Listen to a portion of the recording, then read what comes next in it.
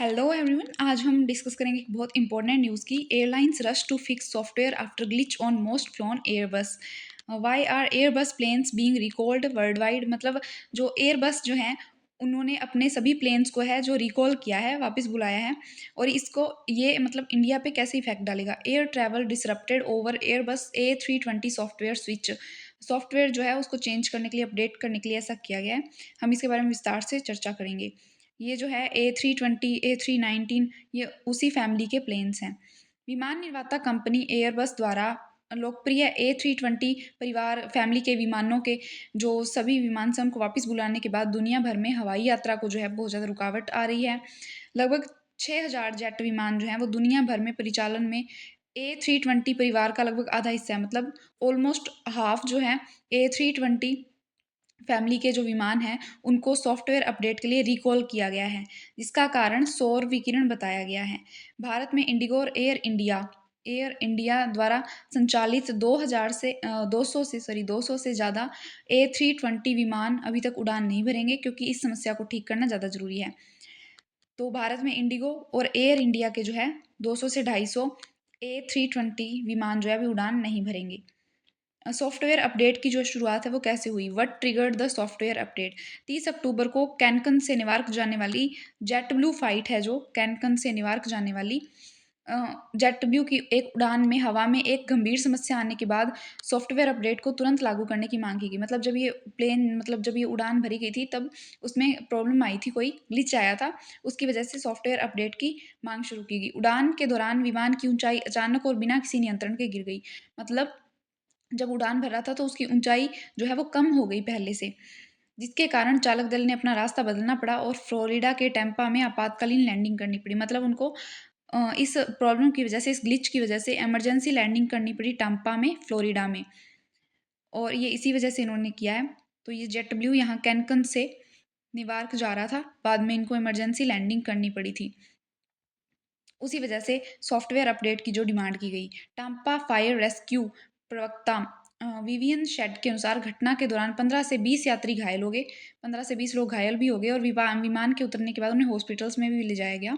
Airbus ने पाया कि समस्या ELAC elevator and aileron computer नामक एक उड़ान प्रणाली में थी। मतलब इसी में जो ग्लिच हुआ था, जो पायलट के साइड स्टिक से विमान के पिछले हिस्से में लगे एलिवेटर्स को कमांड भेजती है। ये एलिवेटर्स बदले में विमान के पिच या नोज एंगल को नियंत्रित करते हैं। इसको हम समझते हैं। ELAC एलिवेटर एलेरोन कंप्यूटर जो है एयरबस और अन्य विमानों में एक मुख्य फ्लाइट कंट्रोल कंप्यूटर है, जो एलिवेटर और एलेरोन को नियंत्रित करता है। यह कंप्यूटर पायलट के कमांड को विमान की पिच और रोल गतियों को नियंत्रित करने वाले सतहों तक पहुंचा है। हाल ही में सौर विकिरण के कारण ELAC के जो है कंप्यूटर में खराबी हो गई थी, ग्लिच हो गया था, उसकी सूचना मिली है, जिससे सर्विसिंग के लिए उनको बुलाया गया है। तो ये है, यहाँ कमांड भेजी जाती है और बाद में ये उसको कंट्रोल करती हैं। जब उड़ान भरता है तब इसको ऊपर होना चाहिए, लेकिन ये नीचे हो गया, थोड़ा नोज इसकी जो है नीचे हो गई, जिसकी वजह से जो है ग्लिच हो गया और इमरजेंसी लैंडिंग करनी पड़ी।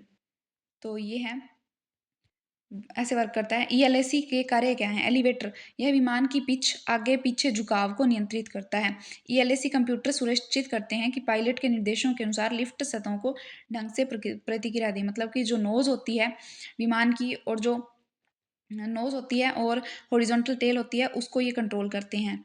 एलेरोन, यह विमान के रोल एक तरफ झुकना को नियंत्रित करता है। ELAC कंप्यूटर सुनिश्चित करते हैं कि एलोरेन सही तरीके से प्रतिक्रिया करे ताकि विमान को मोड़ा जा सके। कमांड ट्रांसमिशन, ELAC पायलट के इनपुट यानी कि स्टिक को हिलाना को डिजिटल डेटा में बदलकर विमान की इन नियंत्रण सतहों को संचालित करने में निर्देश देता है। और ये सेफ्टी को भी कंट्रोल करते हैं। ये सुनिश्चित करता है कि नियंत्रण सतहें सुरक्षित रूप से प्रतिक्रिया करें। तो इस तरीके से ये वर्क करता है। अधिकारियों ने एयरलाइनों से A320 परिवार पर आपातकालीन सॉफ्टवेयर अपडेट करने का आग्रह किया। मतलब कि जो अपडेट है इन पर किए जाएं जल्दी से जल्दी। इस तरीके से नोज जो अप होनी चाहिए फ्लाइट की। लेकिन इसके बाद है सौर विकिरण विमान प्रणालियों में कैसे हस्तक्षेप करता है।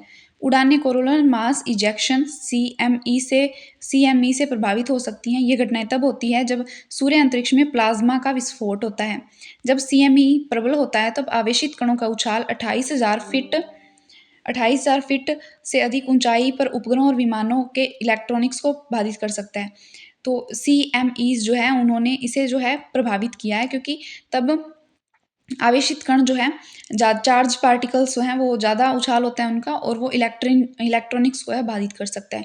इस घटना पर उनका शोध भी शुरू हुआ जब लॉस एंजल्स में न्यूयॉर्क की एक उड़ान के दौरान ऐसा हुआ था 2003 में। तब उसके बाद इस पर रिसर्च शुरू हुई। जैसे ही अत्यधिक आवेशित कण पृथ्वी के वायुमंडल में प्रवेश करते हैं, वे ऊपरी परतों और अधिक आवेशित कण उत्पन्न कर देते हैं। मतलब कि जब ये आवेशित कण पृथ्वी के वायुमंडल में प्रवेश करते हैं, तब ये ऊपरी जो परतें हैं उनमें चार्ज पार्टिकल्स को उत्पन्न करते हैं, जो विमान में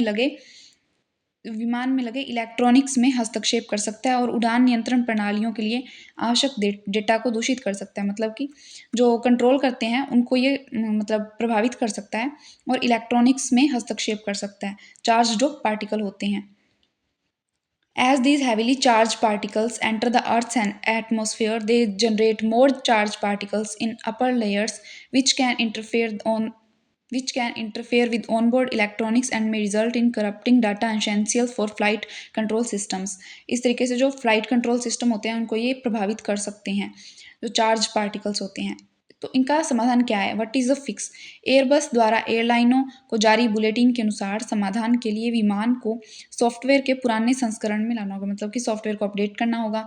किसी भी विमान में सेवा में वापस आने से पहले उनको अपडेट करना बहुत ज़रूरी है।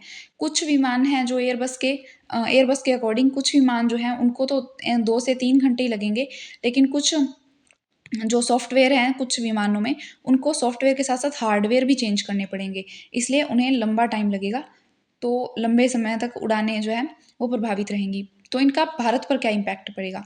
भारत में 200 से 250 A320 फैमिली के जो विमान हैं, इस अपडेट की उनको ज़रूरत होगी, जो तीव्र सौर विकिरण से महत्वपूर्ण उड़ान नियंत्रण डेटा को दूषित होने से जोखिम कम करता है।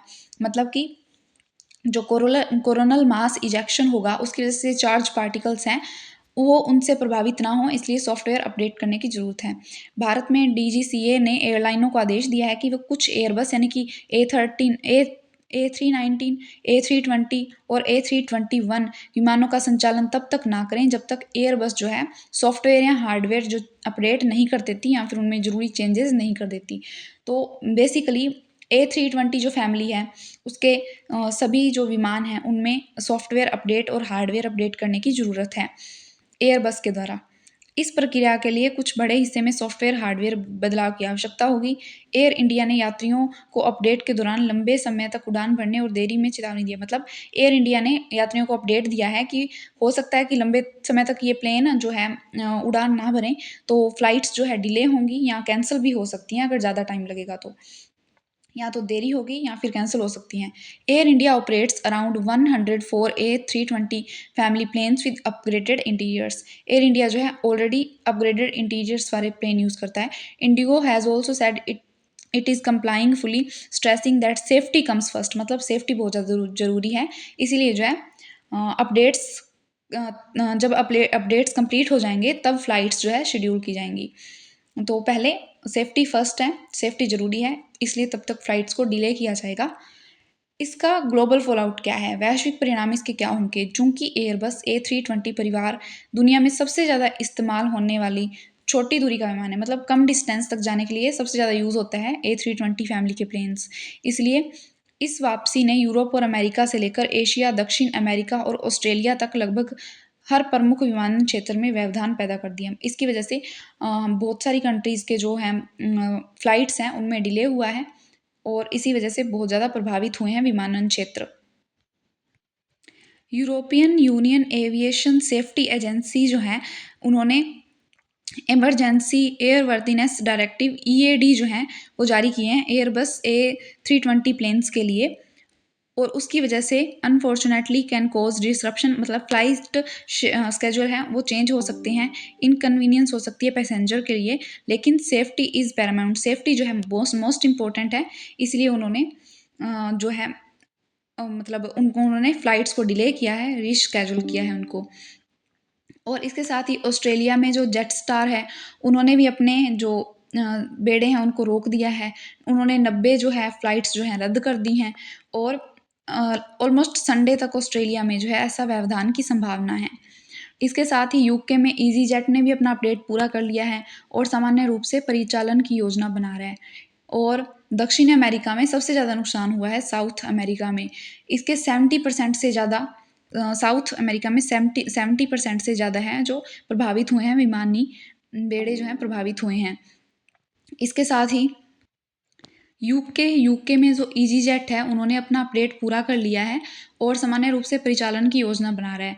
इस तरीके से बड़ी जो मतलब मोस्टली जो कंट्रीज़ हैं और हर हाँ, जो भी एयरबस के जो प्लेन्स यूज़ करते हैं, एयरबस के फ़्लाइट्स यूज़ करते हैं, उन्होंने जो है डिले की हैं फ़्लाइट्स, रीस्केड्यूल की हैं। जापान ने भी जो है अपनी उड़ानें रद्द कर दी हैं। तो इस तरीके से बहुत ज़्यादा बड़ा वैश्विक परिणाम है इसका। ऑलमोस्ट बहुत सारी कंट्रीज़ को इसने प्रभावित किया है। अब हम देखते हैं कोरोनल मास इजेक्शन। सूर्य के कोरोना से प्लाज्मा और चुंबकीय क्षेत्र के विशाल विस्फोट हैं। मतलब सूर्य के जो कोरोना होता है, एक परत होती है, उसके उससे प्लाज्मा और चुंबकीय क्षेत्र के विशाल विस्फोट हैं। ये सौर गतिविधि के सबसे शक्तिशाली रूपों में से एक है। इनमें 1 अरब टन तक पदार्थ हो सकता है जो सैकड़ों किलोमीटर प्रति सेकंड की गति से अंतरिक्ष से में निकलता है। जब कोई सीएमई पृथ्वी से टकराता है तो यह भूचुंबकीय तूफान, ध्रुवीय ज्योति यानी अरोरा उत्पन्न कर सकता है और उपग्रहों और बिजली ग्रिड जैसी तकनीकों में बाधा डाल सकता है। इस तरीके से कोरोनल मास इजेक्शन की वजह से जो है चार्ज पार्टिकल्स जो आते हैं वो स्ट्रॉन्ग हो जाते हैं और इससे भूचुंबकीय तूफान आ सकता है और ध्रुवीय ज्योति हो सकती है। और जो सैटेलाइट्स वगैरह होते हैं, फिर जो बिजली होती है, इलेक्ट्रॉनिक्स होते हैं, उसमें बाधा आ सकती है। तो इस तरीके से कोरोनल मास इजेक्शन होता है और कोरोनल मास इजेक्शन होता है और ये प्रभावित करता है। तो ये है question. Consider the following statements with reference to aurora. आपको इसका करेक्ट आंसर बताना है क्या है। 1 only, 1 and 2 only, 2 and 3 only, 1, 2 and 3 only, 1, 2 and 3। आपको ध्यान में रखना है कि किसको क्या कहा जाता है। ये टॉपिक आपका मोस्ट इंपॉर्टेंट है क्योंकि अभी न्यूज़ में आ चुका है। और ये मेंस के लिए, what are aurora australis and aurora borealis, how are these triggered, ये आपका क्वेश्चन है। इस तरीके से होते हैं ऑरोरा। ये कुछ लाइट्स होती हैं जो ध्रुवीय क्षेत्रों में बनती है। ये देखने में बहुत सुंदर लगता है। लद्दाख में भी ऐसी लाइट्स जो हैं देखी जाती हैं और मोस्टली ये ध्रुवीय क्षेत्रों में होता है जब चार्ज पार्टिकल्स जो हैं आते हैं अर्थ पर और कोरोनल मास इजेक्शन होता है। इस तरीके से हमने देखा कि एयरबस ने जो है अपनी फ़्लाइट्स जो हैं डिले, एयरबस की वजह से जो A320 फैमिली की जो फ़्लाइट्स हैं वो सभी देशों में डिले हो गई हैं, जिसका बहुत बड़ा वैश्विक परिणाम होगा। इसके साथ ही इंडिया में भी एयर इंडिया और इंडिगो के भी बहुत सारे जो फ़्लाइट्स हैं वो डिले हुई हैं। ऑलमोस्ट सभी देशों ने डिले की हैं because safety is Paramount. Safety बहुत ज़रूरी है लोगों की और कोई रिस्क नहीं लिया जा सकता। और इसी वजह से जो हॉलिडे वगैरह पे लोग जा रहे थे या लौट रहे थे, वो बहुत ज़्यादा प्रभावित होंगे। और इसके साथ ही हमने डिस्कस किया कि वो सीएमई से प्रभावित हुए हैं, कोरोनल मास इजेक्शन से। और एक टेक्नोलॉजी की भी बात की हमने जो उसकी नोज़ को जो है कंट्रोल करती है, प्लेन की नोज़ को। और ये हमने डिस्कस किया। इसके साथ ही हमने क्वेश्चन देखा जिसका आपको आंसर कमेंट सेक्शन में देना है।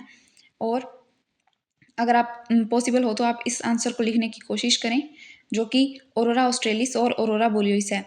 ये जो है CMEs यानी कि कोरोनल मास इजेक्शन की वजह से ही बनते हैं। आप इसका आंसर लिखने की कोशिश करें। और ये होते हैं ऑरोरा जो देखने में बहुत सुंदर होते हैं। तो ये थी हमारी आज की न्यूज़। आई होप आपको समझ आई होगी। Thank you so much.